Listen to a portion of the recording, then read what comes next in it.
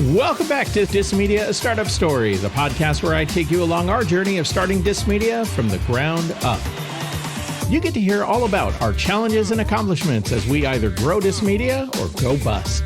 Either way, you're going to have a front row seat to hear it all. And along the way, we're going to have some special guests who share with us their wisdom and insights and what helped them along their startup journey to success.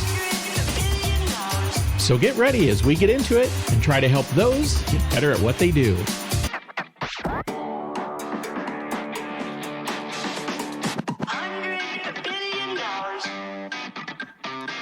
Welcome back, everybody, to DissedMedia, a startup story, the podcast where we take you behind the scenes of starting DissedMedia from the ground up. And, we've had a string of special guests. We're continuing that theme here again today. And part of many people's startup journey is fundraising, is getting your business out there for others to look at, to invest in, to get excited about. And doing that work is a lot of work in and of itself. A lot of times founders are buried in trying to raise capital and making those meetings and putting those decks together, doing the pitches, editing the decks for your audiences, all kinds of stuff like that. And then just the whole task of raising money can be a chore and can be challenging. And so a lot of times founders play this role as not just doing the work that started their company, but also doing the outreach for their company as well. Well, today, I'm happy to share that we've got somebody who has dedicated a good amount of time to making that process just a little bit easier for people. This is a gentleman who has founded now a couple companies, really kind of focused around this effort. We welcome to the show today, Robert Harary. Robert, how are you? Hey, thank you so much for having me. I'm doing great. Better now that I'm talking to you. Awesome. The introduction, talking about your two companies, really, because, we were talking here just as we were getting started. They're two companies that really kind of complement each other. Decko and Raisi. Give me a little background, like which one came first? What was the inspiration for it? Totally. Great question. I actually met my co-founder for Raisi because I made his deck out of Decko. Okay. The story there, and it might be helpful, just quick background. I've been a VC since I was 17 years old. And so I've dedicated a massive chunk of my life and all of my professional career to helping founders, either in the form of investing into them out of the VC firm I'm at, Evolution VC Partners, or angel investing in them personally. Some of the hits out of that are companies like OpenAI, Figure AI, Colossal, and a number of others. But then there's founders who are just coming to me with an idea, and I'm saying, hey, I'll help you incorporate your company and get this thing up and running. All that brought me to first originally launch Decko. I started Decko in 2020. Originally as a way to work with founders outside of my portfolio. My kind of wedge as a VC was always making decks for founders and helping them with that side of it. I have a weird passion for it, I'd say. I feel terrible for my girlfriend because she'll come home from work and I'll be like, look at this slide I made. And she's, wow, great job.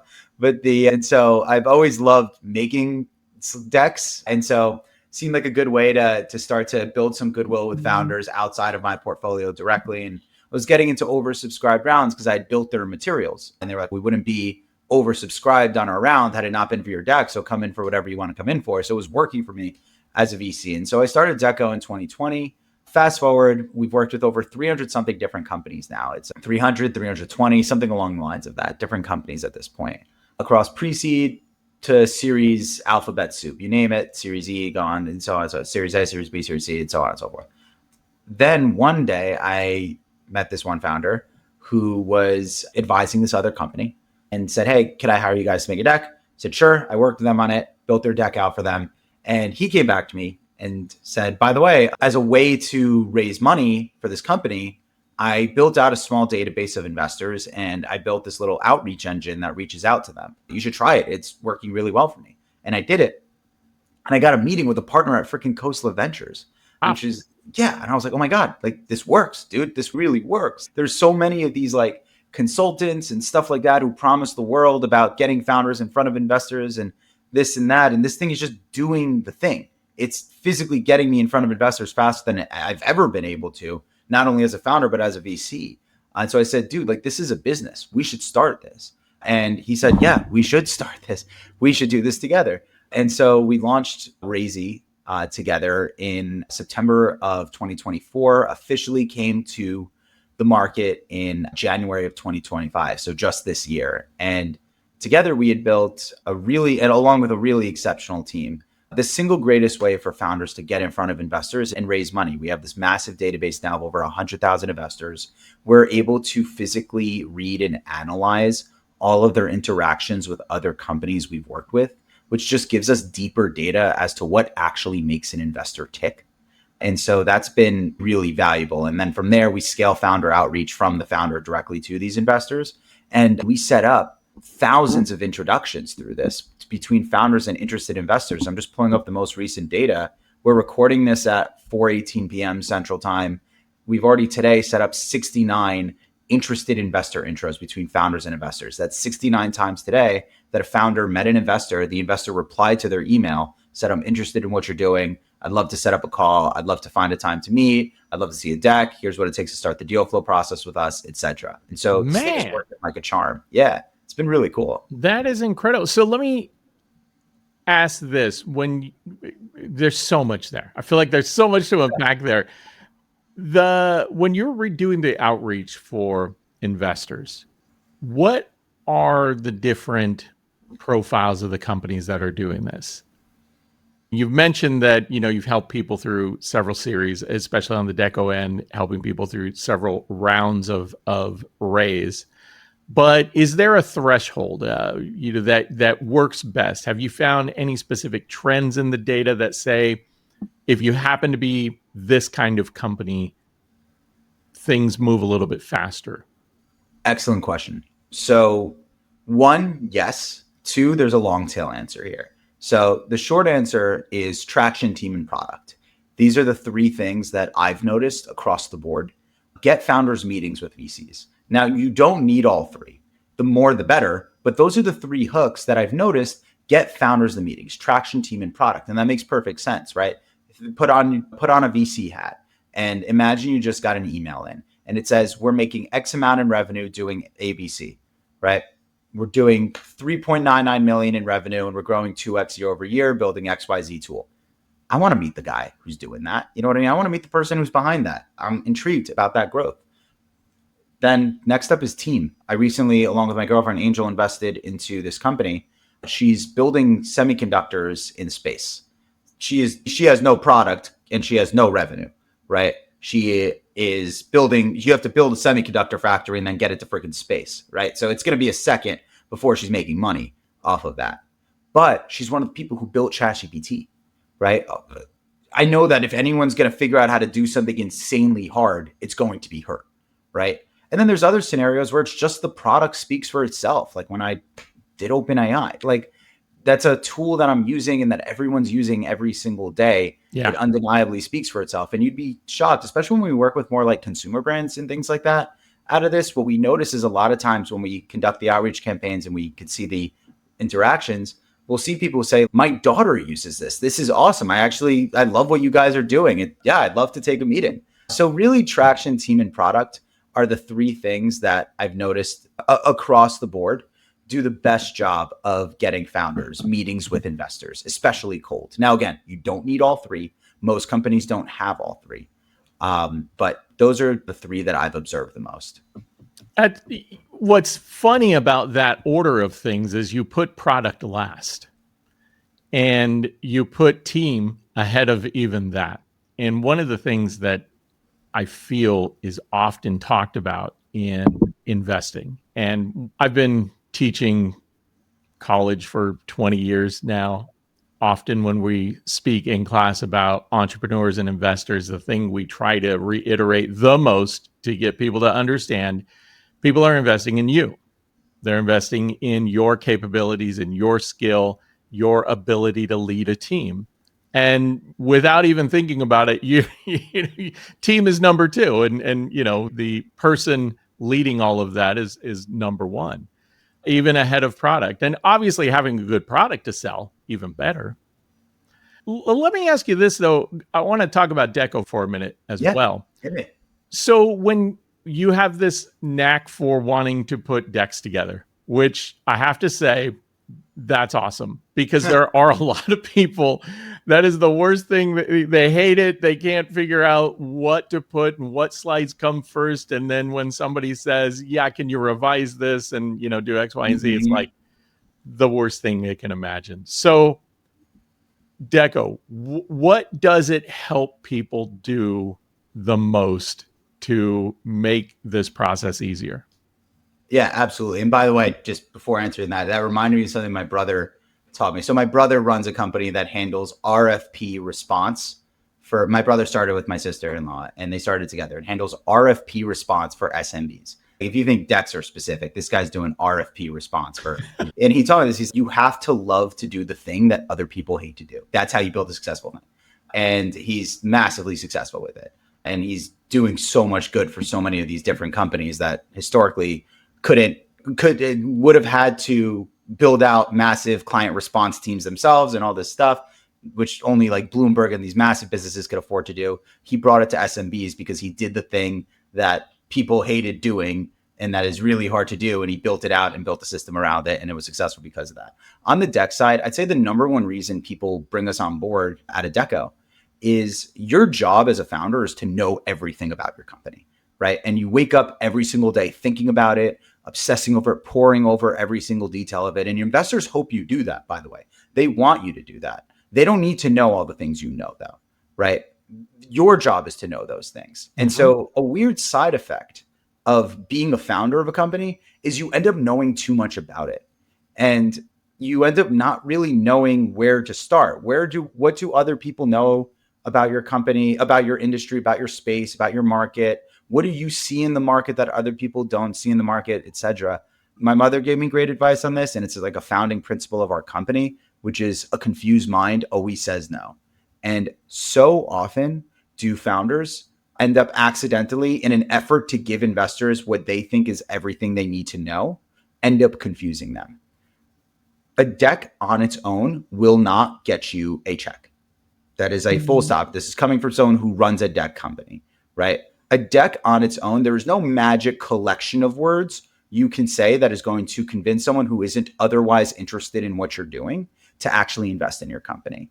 But what a deck can do, and this is what I always tell founders, is it can get you to what I call the jumping off point. The jumping off point is this idea of, if you believe X, you believe in this company. If you believe people are going to be willing to get into strangers' cars off the internet, you probably believed in Uber. If you believe people were willing to sleep in strangers' homes, probably believed in Airbnb, right? These like somewhat contrarian things about the market. You have to find the investors that believe those same things. An investor is cutting a check, right? I cut checks and stuff all the time. That's all I'm doing. But the founder is spending their entire life doing this, right? They're waking up every day, poring over it. 100% of the time, a founder is making a bigger investment into their company than any single investor is.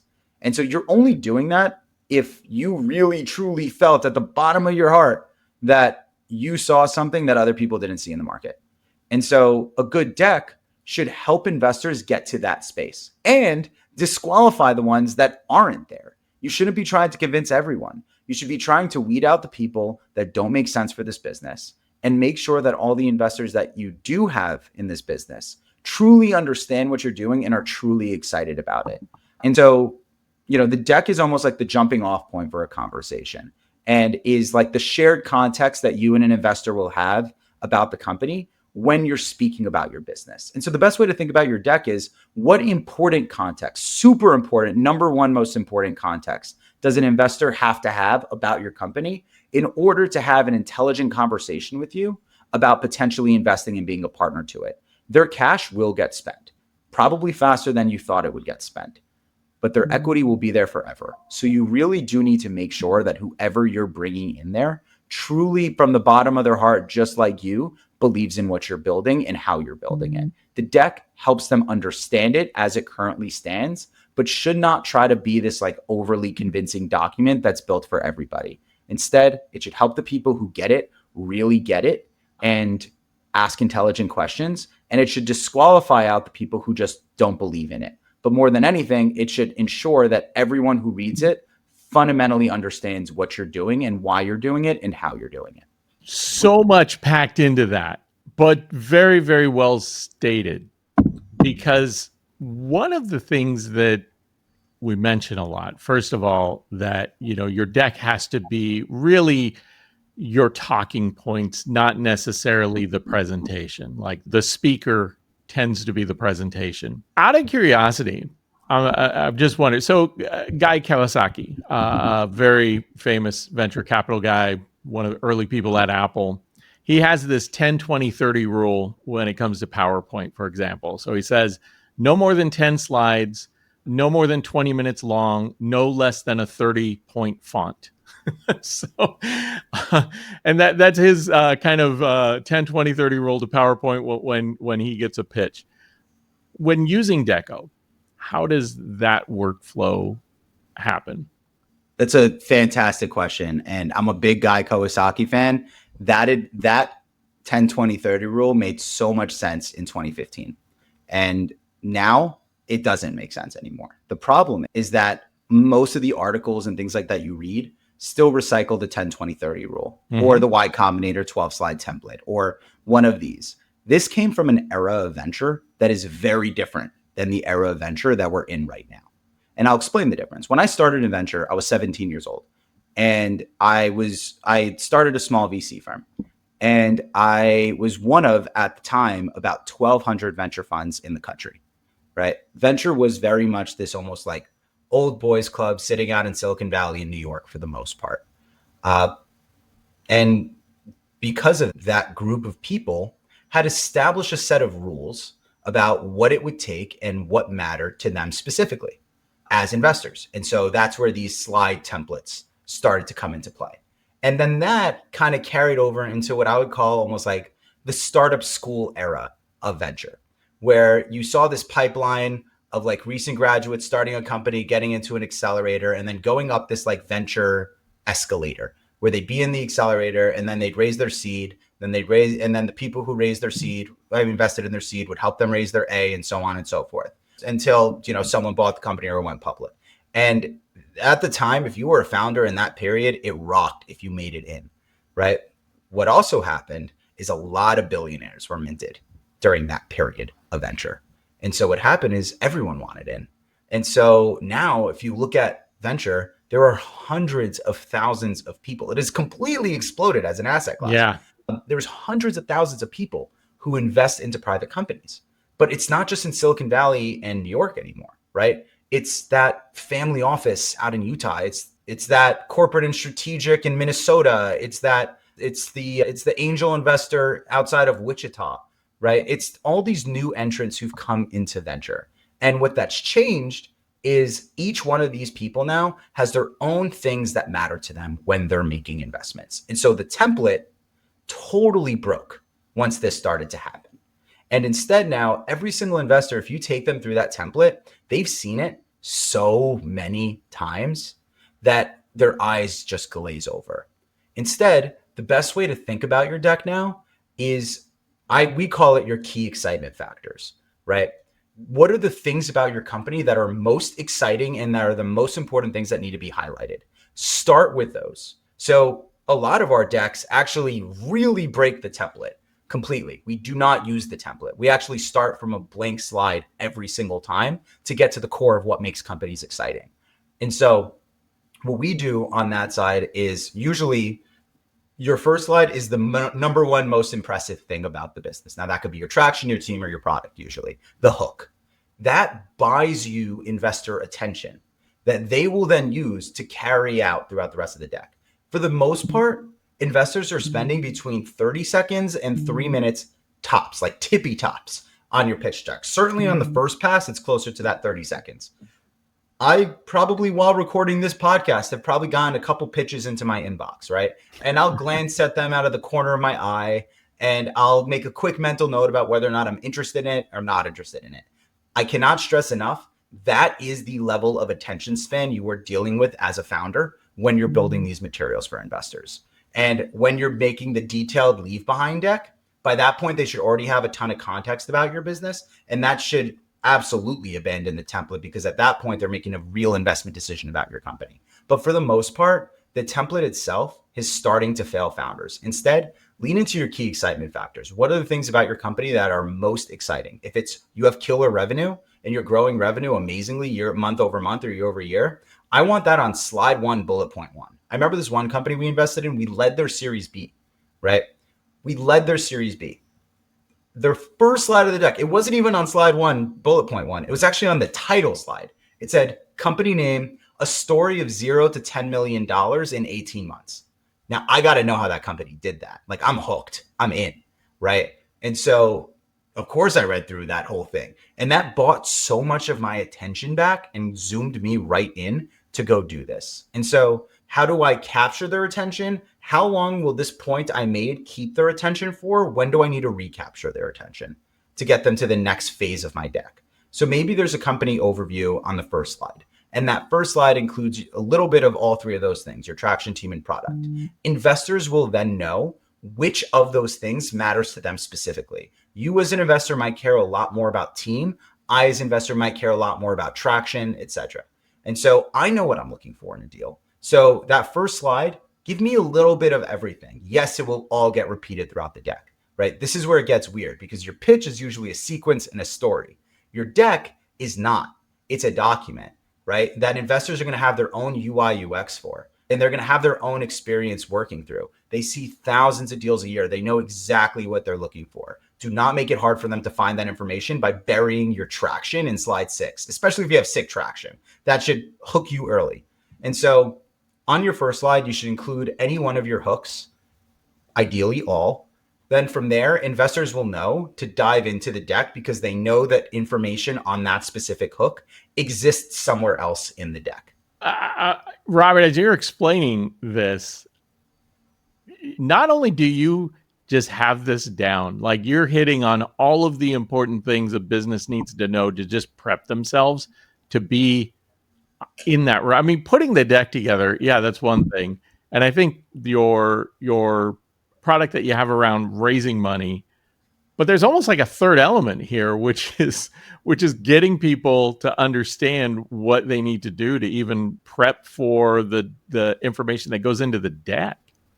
Yeah. That's why founders hire Decko, right? Because if there was a product for it, if you think about it, right, especially founders who are like super judicious with how they spend money, as they should be, you're never really competing with another product. You're almost always competing with the founder saying, can't I just do this myself if I put in a little extra time? And so the reason people hire Decko is not just for the deck, right? The reason you bring on Decko is you want to work with us on your story. And so the entire process with Decko is actually meant to help you completely prep for going into raising capital. We split the entire process into 3 sections: analysis, content, and design, right? And so on the analysis portion of the business, of the deck development process, what we're doing is getting to know your company in detail. It starts usually with a kickoff call or something like that. That is not what lines us up to make the deck. What we then do internally is put our heads together, put our VC hats on, say, what do we like about this company? What don't we like about this company? What do we need more clarity on from this company that we're not understanding about this company right now? And we turn all of that into a super detailed questionnaire that almost looks like a diligence request for founders. It's usually about somewhere between 25 and 35 or maybe even 45 questions, all about the company. And what it's meant to do is, one, confirm information and things like that, obviously, but more importantly, it's meant to challenge you. It's meant to help you anticipate the kinds of questions you could expect as you go into the fundraising process. The deck is just the work product that comes out of that, right? It's the physical embodiment of the work that we're doing together. But the real thing that you're getting out of Decko is this ability to be completely prepared to go raise capital, having your messaging, your story, and anticipating what the market will ask of you, all prepared before you go to speak to a single investor. So recently had Jason Fishman, who runs a company called DNA, Digital Niche Agency, and they do a lot of marketing to fundraisers. They do a lot of things with Reg CF, Reg D, making sure that companies have the proper filings, and then with that they go out and try and market to raise funds. Is that similar to what you do with Raisi, or are you guys? It sounds like you have a database of active investors, but in your explanation, it sounds like you actually do a little bit more of the outreach, the emails to set up meetings and such.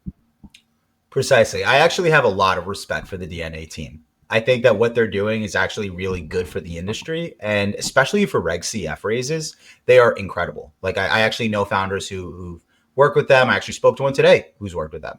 Nice. Yeah. And so they fit into a slightly different space in the market as us, and their model is slightly different than ours, significantly different than ours. And I think it's a great model for their customers. We actually don't do Reg CF. Right, we're exclusively focused on institutional investors. Sure, yeah, right? The more traditional VC stuff. Precisely.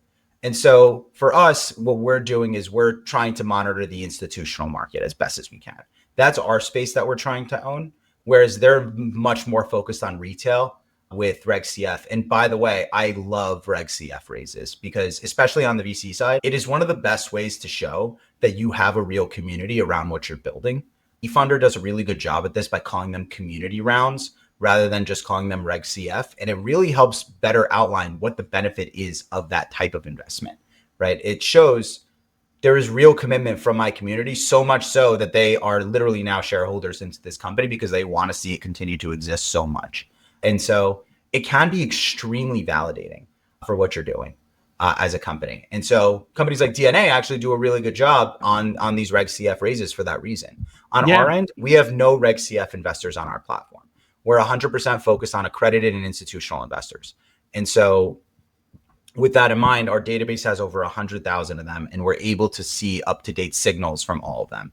And we keep a tracker of like how many of the tier ones founders have connected with through this. We like to joke that like we've probably gotten more founders in front of Andreessen Horowitz than even Andreessen Horowitz has. It's been pretty incredible. The big difference is institutional investors, it's their job to invest in companies, right? They wake up every single day looking for companies to invest in. If they don't, they get fired, right? It is their job to invest into these companies. And so if your company is relevant to them, you've heard all of this BS about warm intros and how important warm intros are.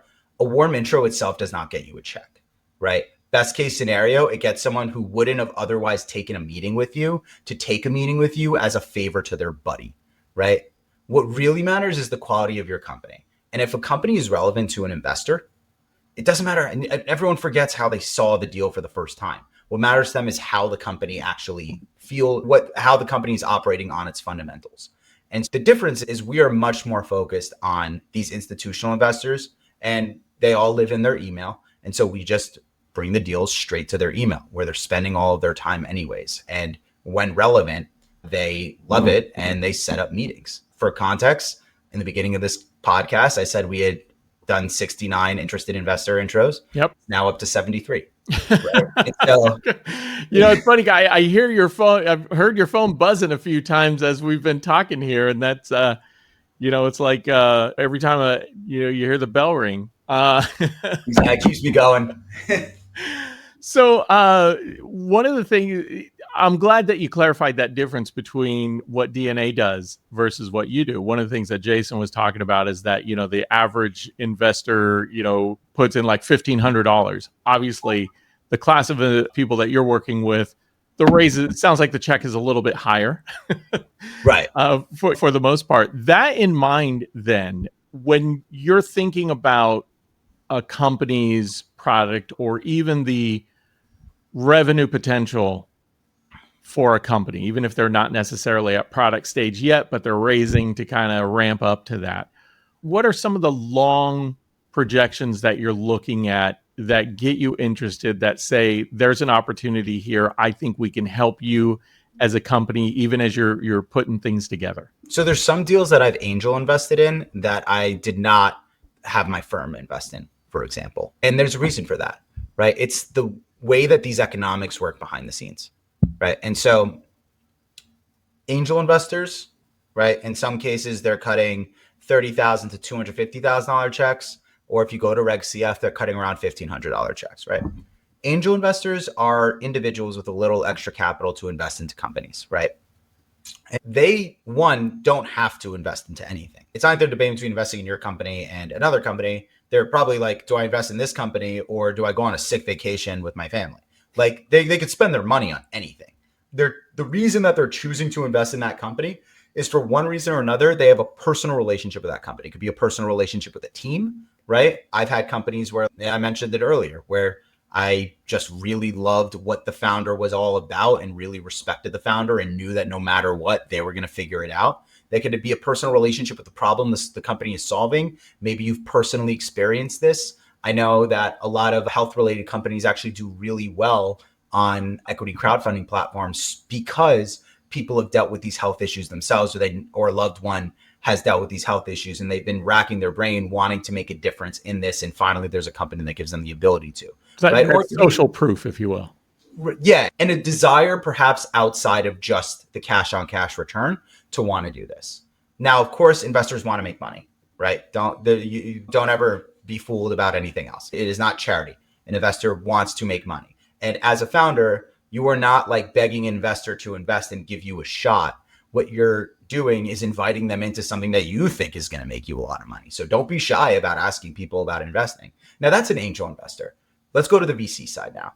VCs make money on what's called a 2 and 20 model. So let's say you have a $10 million fund. I'll just use that for example. Or let's say a $10 million fund. $10 million fund, you get 2% of that fund year over year to manage it. So $200,000 a year to manage that fund. That might sound like a lot of money. After you pay the lawyers, the analysts, the office space, the marketing costs, all the other stuff, chances are you're not walking home with any of it. And certainly not enough to just live off your management fees. But what happens if that $10 million turns into $110 million? So now there's $100 million in profit. The general partners of that fund walk home with 20% of those profits, $20 million. Now, here's the thing, right? Most of those investments are just going to fail, right? And this is like Power Law 101. Let's say $10 million fund, 100 investments, each one's $100,000, just for simplicity's sake, right? 9 million of that is going straight to zero, gone, right? It is going away. Venture is binary. The company either hits or it fails. There's no, I sold at a 20% discount to what I bought it at. It's not the stock market. It either hits or it fails. So 9 million of that portfolio, gone completely. Now, 700,000 or about 7 of those deals will probably return about the same amount that they put in. So they'll return $700,000. No profit, but no loss. 3 of those deals, let's say in this scenario, 3 of those deals will return the entire fund and then some, right? And so what that means is that you can't just make 2x your money on any given deal as a VC fund and call it a day. Now, if you're making an angel investment, and you put in $30,000 and you made $60,000, fantastic. Nicer vacation next year.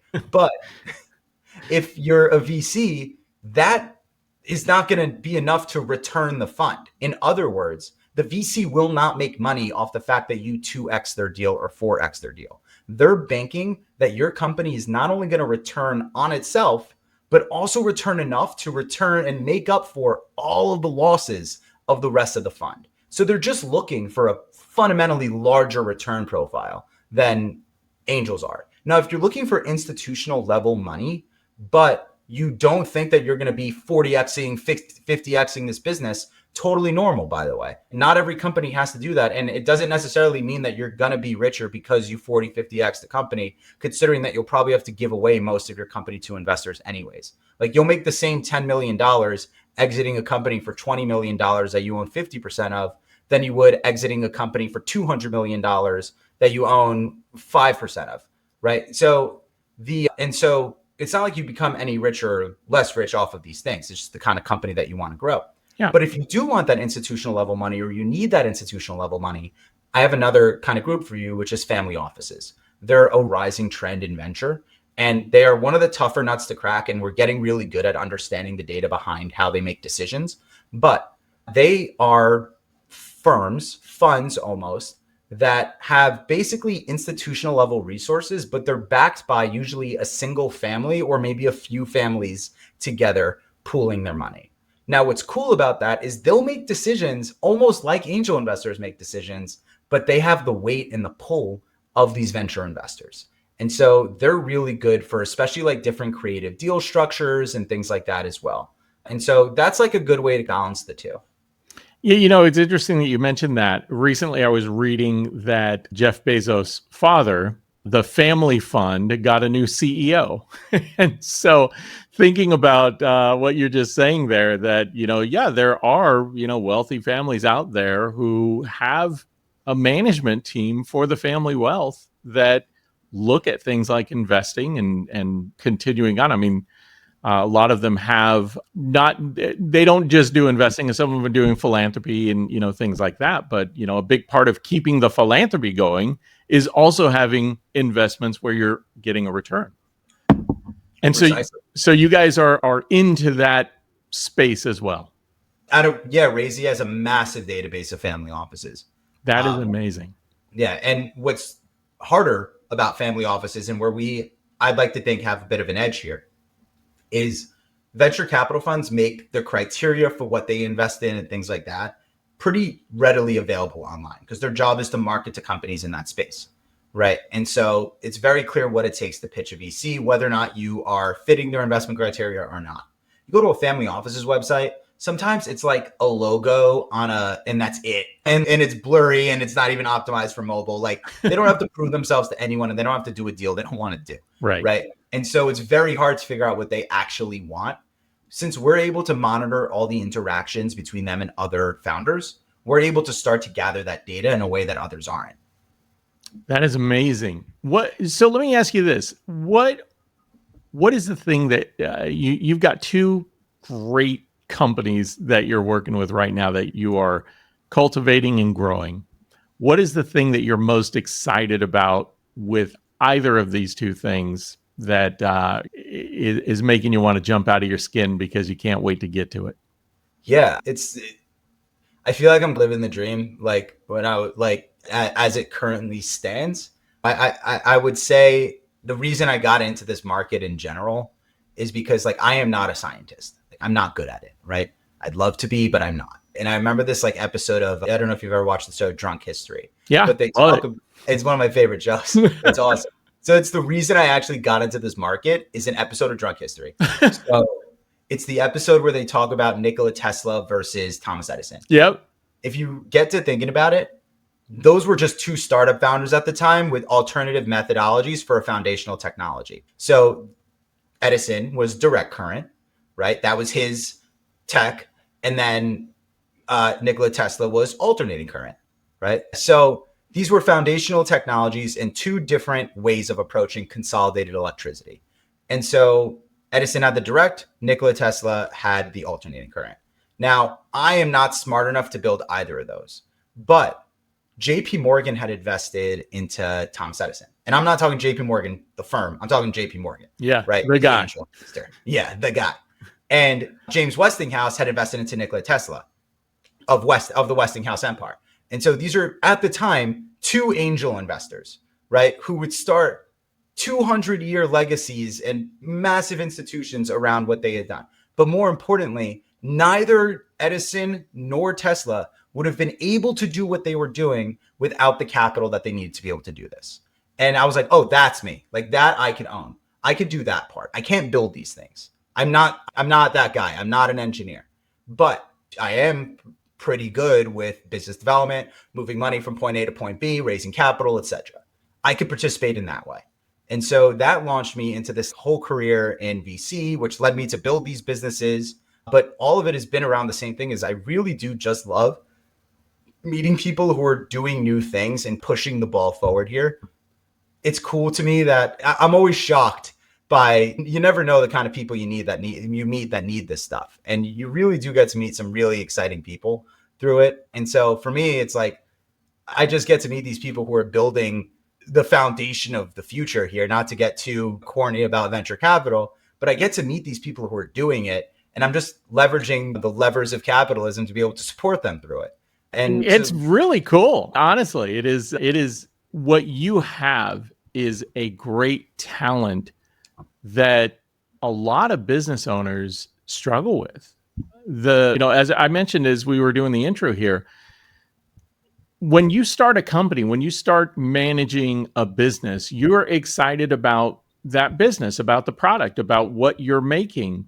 And then to be told that, oh, yeah, as CEO, or you now have to go out there and put on the show, you have to raise money. There's a lot of time consumed in doing that, in the meetings, in the deck, in the preparation. The fact that you've got people that help business owners with that piece of it, and then also have the contacts to be able to, because that's the other thing. It's like, where do I go to raise money? How do I create that outreach?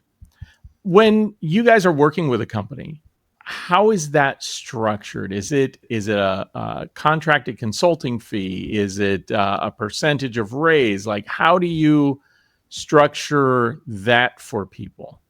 Great question. So one, like you brought up like the putting on these two different hats, right? As a founder, which is like so hard for founders because like you're really good at maybe building and now you have to go turn on this other hat. You ever wonder how these like $250 million rounds or these like $1 billion rounds that get launched and I feel like they happened out of nowhere get announced? And you ever wonder like how they're doing that? The answer is like pretty simple, actually. They're just spending millions and millions of dollars to do it, right? They're hiring investment banks, they're hiring corp dev teams, VPs of finance, and all this stuff, right? That's how like Series D, Series E, and so on and so forth companies are raising these massive blowout rounds. The CEO themselves is not reaching out to investors, editing their decks, and doing all these other things. They're just not doing that. They're doing the thing that they're best at that point. Maybe that is like they've always been a product person and now they finally have room to really work with the team and the resources to work with the team on building a killer product. Or they're really good with partnerships, or they're really good at interacting with the press and they're a great face for the company. Who knows, right? But what they're not doing is making decks and reaching out to investors all day. They're not doing it. They have full teams for it. But here's the thing. Most companies don't have millions and millions of dollars to do that, right? That's why you're raising capital. And most of what we're doing wasn't really possible a few years ago. Like Decko has been up and running and we were able to take the part of building the decks away from founders. One, the story, helping them understand and navigate the market and things like that. Two is like the physical mechanisms of making a deck, right? Like no longer does someone who got a PhD in engineering have to like mess around with the shadowing on slide 14 of their deck. Like none of that has to happen anymore out of Decko. With Raisi, the whole capital raising process now, or at least the process of getting the founder in front of the investor, has been made automatic, right, through AI. And so it wasn't really possible a couple of years ago to do a lot of the things that we're doing now, which is why we exist now. And I just think we've timed it right in the market, and that's why we're here. And that's why we're the leaders in the space right now. And so none of this was really possible without the use of AI. And we've gotten it to the point that founders are able to afford before they've raised capital. You know how hard it is to help founders afford something before they've raised capital? By nature, you're talking to people who haven't raised money yet. The short answer is we don't collect a percentage of your transaction. You keep 100% of what you raise. We're not broker dealers. We don't do any of that side of it, right? You keep 100% of what you raise. We operate out of Raisi purely on a subscription basis. And out of Decko, you either buy the deck or buy the hour. And that's it. That's very good information. One of the things I've heard struggle with is, how do I raise money when I have no money? Exactly. How when, we've got a product, we've got an idea, we're breaking even, I've got no more to invest. How do I get there? And so, I guess at some point you got to go cobble together at least what you need to engage in a Decko and a Raisi, with the belief that if what you're doing is strong enough, those complementary services should be able to help bring in a little bit more for what you're doing. Okay, and thank you. And you nailed exactly why we exist here. Can I ask you something? Absolutely. You've been running this podcast for some time. What do you like about doing this? So DissedMedia, the media company, started because I've got 30 years in consumer goods, working with people like Coca-Cola, working in the wine industry. I've got 20 years of academic background, a PhD in business, and the company was a merge of those two passions. I also like creating stuff. I like making stuff. And so I founded this company our tagline is help managers, leaders, and entrepreneurs get better at what they do. And doing that with business information insights, things like the podcast, the website, dailypitch.news, to bring more information. Now, the longer term of this, or the longer goal, the secondary inspiration, I should say, I am of an age where there are a lot of people, Gen Xers, who are working on that second chapter in their life. They've done their 20 years with a company, and now they're doing entrepreneurial work. They're moving into something else. They want to do consulting. They want to do coaching, but they have no platform. The LinkedIn audience they have are pretty much the clients and company connections that they worked with, but they don't really have anything beyond that. And so what I'm trying to do is create a community and a place where people like that can connect and come together with other people and bring all of that wisdom and knowledge onto this platform to help other people who are trying to get better at what they do by tapping into the wisdom of people who aren't ready to retire yet and still have tread on their tires. And I think that there is a growing, and it's going to continue to grow, because we have this huge wealth shift going on in our country, where we have boomers and older who are leaving their family estates to their younger children. And that's giving people new opportunities to make decisions about what they want to do with the rest of their life. And maybe 70, 80 hours working for someone else isn't the thing they want to do. Right. So they want to do something new. They don't know where to start, and they need some boost to getting there. And so that's really the formation of what we're doing. And I'm building out learning platforms, podcasts, websites, trying to support that audience. I love that. My mom talks about this. She calls it like that in life, you really have about 3 acts, she says. And I'm not counting 0 to 10 where you're learning not to poop your pants, right? Right. I'm not talking about that period. But like, you think about the first act of your life, that's when you're building, right? That's when you're like doing those long hours in the middle of the night, working for someone, trying to build a name for yourself, doing that whole side of it. Then your second act, which it sounds like where you really fit in, is the moment where you've built, now you're supporting people, right? This is where you're raising your family, or you're mentoring new people, or you're hiring new people yourselves. You're like ushering in that new group of people alongside it. And then the third act is where you get to enjoy these things now. And that's when you're retiring, and that's when you're seeing your kids have kids and all the other stuff like that. And it sounds like you're really building for that like second act, which I really like. Yeah, and I will say this is just my approach to things. I recognize not everybody is this way, but I have no plans to retire.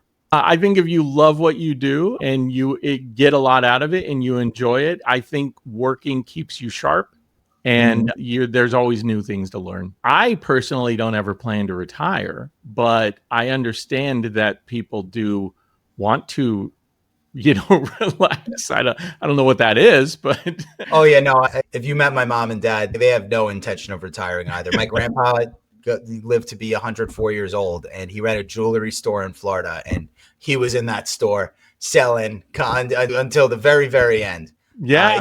And I think it's part of the reason he lived to 104, right? It kept you sharp. It gave you something to go wake up to and go. It gave you something to do every day and a purpose and something to look forward to. Maybe it's just like landing that big sale or whatever, but it's something, right? And it keeps you going, and it keeps you sharp, and it keeps you on your toes, and it keeps you present. Yeah, I think at the end of the day, people need purpose-driven work. And my own story, like I don't come from a family that had a lot of money. They didn't go to college. They didn't have fraternities or connections or anything like that. And, part of my mission is to help people get there faster than I did. And, at the end of the day, the only way this stuff works is when you share it with other people and help them, again, get better at what they do. So yeah, that's kind of my personal drive and mission and why I do this. So yeah, I mean, it's a lot of fun. And honestly, I think what you all do there, tremendously helpful for businesses and organizations, because I can't tell you, and I've even, worked with some organizations, consulted with people that have great idea, have great products, have challenge with getting to that next level. And my God, if even 5 years ago, if there was a better understanding of how to tap into what people like yourself do, the number of people I know who would have benefited from that, even from like the team over at DNA, the small businesses who just don't understand how to raise capital, that little bit could just keep their businesses going. And part of that is because the network they have, they just aren't tapped into the people that they need to be tapped into. They don't know how to access those circles. And it sounds like, you guys kind of break that down a little bit for people.